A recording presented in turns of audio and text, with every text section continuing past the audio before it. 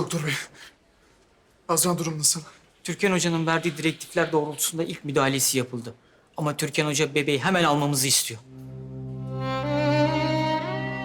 Hemen mi? Evet, hoca hastayı riske edemem diyor. Bakın Cenk Bey, ben bu konunun uzmanı değilim.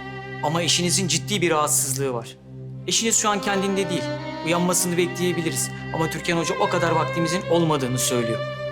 Ve ben bu sorumluluğu alamam. Sağlıklı bir bebeği almak için izninize ihtiyacım var. Operasyon yapmak için onay vermeniz gerekiyor.